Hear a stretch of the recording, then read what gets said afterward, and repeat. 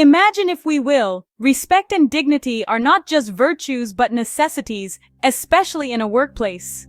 The importance of these principles becomes even more pronounced when we talk about journalists who are the torchbearers of truth and objectivity.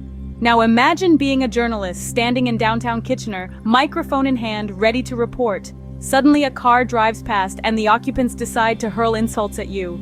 This is no hypothetical scenario. This happened to TV reporter Krista Sharpe when she was in the middle of her work. Sharpe didn't let the incident slide. Instead, she turned to Twitter to express her distress. She put into words what many of her peers might feel yet hesitate to express.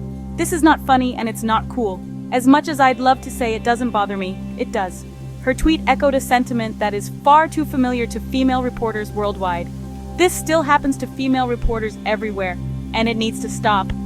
This incident, as offensive and unacceptable as it was, brought to light the stark reality of what many female reporters face regularly. The incident sparked a wave of reactions, most of which were in support of Krista Sharpe. The local law enforcement authorities didn't waste any time and promptly initiated an investigation to identify the culprits behind this disgraceful act. The Coalition for Women in Journalism, a renowned global entity, was quick to condemn the harassment. They stood firmly by Sharpe, emphasizing the necessity to hold the offenders accountable for their actions. In the days following the incident, a surge of support flooded in for Sharpe. Her fellow journalists, who understood the challenges and risks of the profession, voiced their solidarity. But it didn't stop there. Notable figures from various walks of life also stepped up, amplifying the issue and denouncing the incident. This wave of support was not merely about Sharpe. It was a stand against all forms of disrespect and intimidation aimed at journalists. The incident became a rallying point for many who voiced their support for Sharpe and denounced such disrespectful behavior. This incident was not just a singular event, but a reflection of an issue that's more systemic and widespread.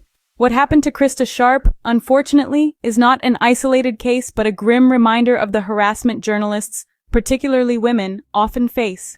It served as a catalyst, igniting a much-needed discourse on the safety of journalists in their workplace. The freedom of the press stands as a cornerstone of any democratic society. But when journalists are subjected to such harassment, that very freedom is undermined. It's a situation that calls for collective action and systemic change. The Coalition for Women in Journalism has put forth measures to prevent such incidents in the future. These include creating a safer work environment, holding offenders accountable, and fostering a culture of respect and dignity.